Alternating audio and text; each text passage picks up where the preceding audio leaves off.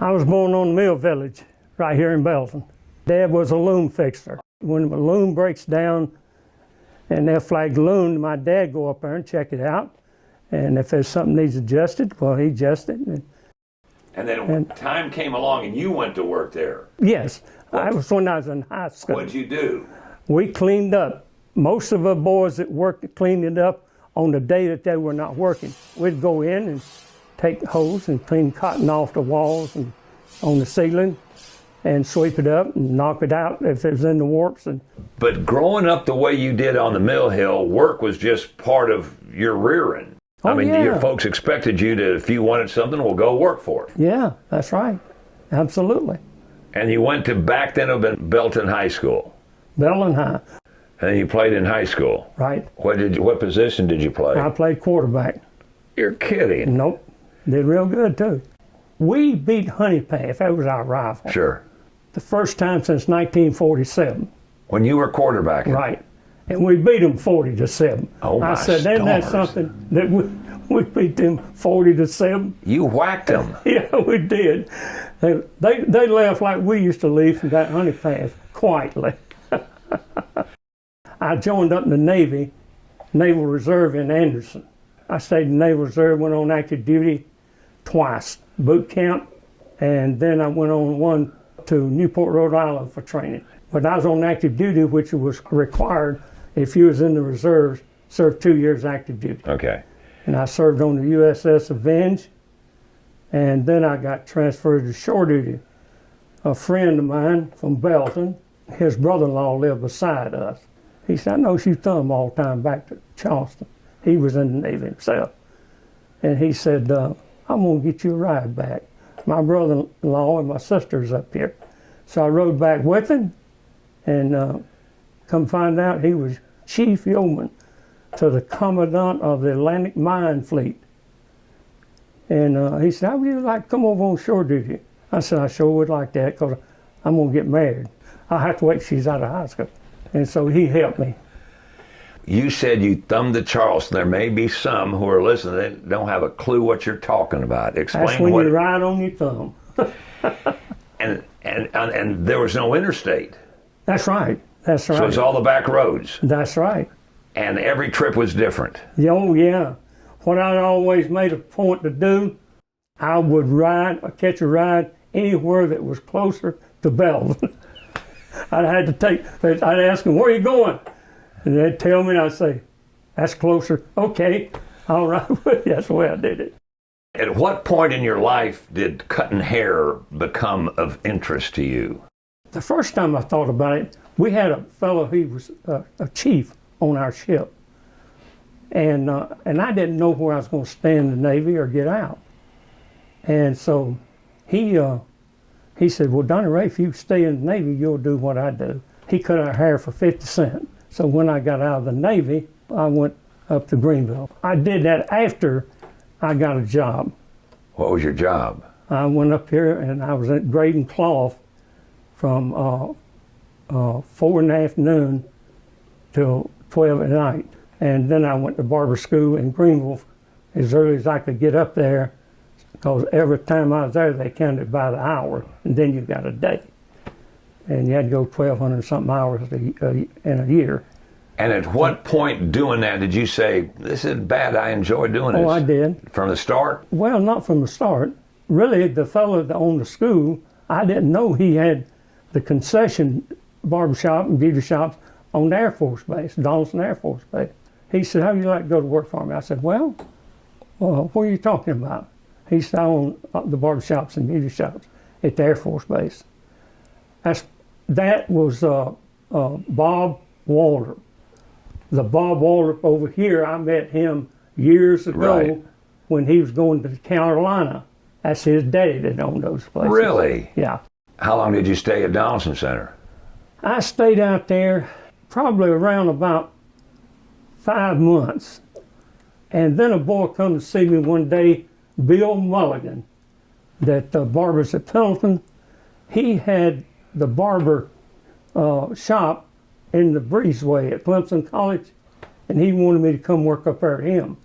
And he said, we got more business, and he had 3 barbers up there then. And he said, we got more business than we can take care of.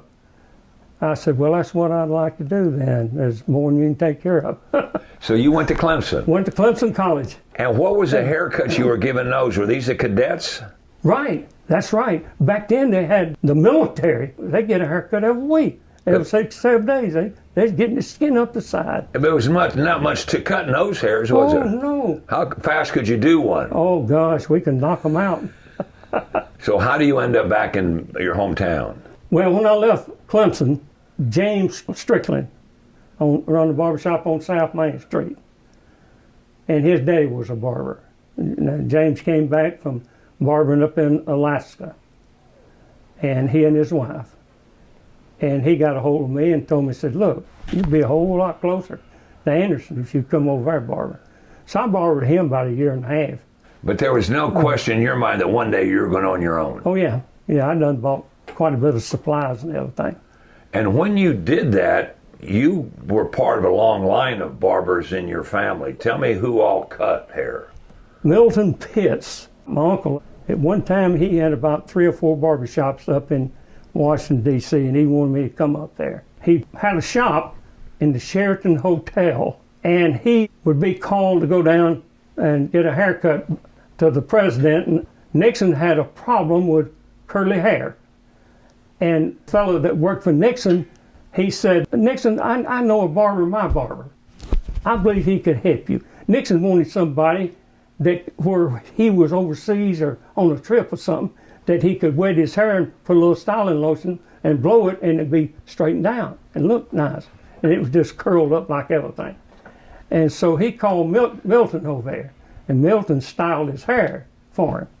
And when he got through, he said, you are the White House barber. And he got invited to the cookouts and things up there and all that. And what other presidents did he cut? He cut Ronald Reagan's. He cut George W. Bush. Cut Ford's. We laughed. We told him, said, Milton, you have become a Republican barber. He said, yeah, when Carter got in, he didn't call me. All in all, how many years have you been cutting? I started in '58 at Donaldson, and I barbered up till about 2 years ago. I've really been fortunate. Just over a period of time, you just cut in a small area here. Of course, now I had customers that come in here from Newberry, and I've had them from Lawrence. I had a fellow call me one time from over here at Hartwell Dam. He says, everybody tells me to see you. I got a problem. I said, well, come on over now. I've always been straight with people. I don't want them to think I'm going to be able to fix their hair, and I can't do it.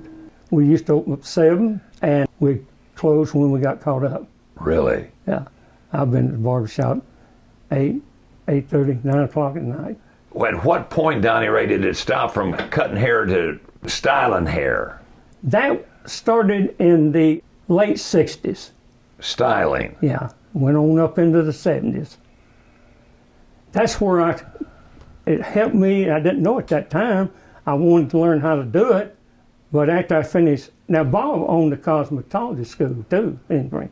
And I wanted to go up there and practice cutting women's hair, giving perms and color. It was a good thing I did that, because when the long hair come out, well, the kid business just went kabloom. So I said, well, I'll start taking women. So I had women come in and get their hair cut. I wouldn't give perms and colors because it'd take too long. Yeah. And I knew then the men would not sit and wait, Yeah. but I could give them a haircut. Were there many barbers that had that foresight to go and get their cosmetology license, or are you the unique? I don't know any of them that ever went to. But that's what saved you when long hair came, was cutting yeah. women. I had to go out of business. We had, across the United States, now that's took in a lot of small communities and everything. We had 70,000 now, 70,000 barbershops that closed down. It put out a lot of supply places because they couldn't make enough to pay the light bill, the water bills, and the gas bills, all that stuff like that. All because of long hair. Oh, it'll do it to a barber. What do you miss the most? Well, I miss the people, because they kept me up on the news. And the gossip. Yeah, and the gossip. Me and gossip like women do. That's the reason women go every week to the beauty shop to find out what's going on.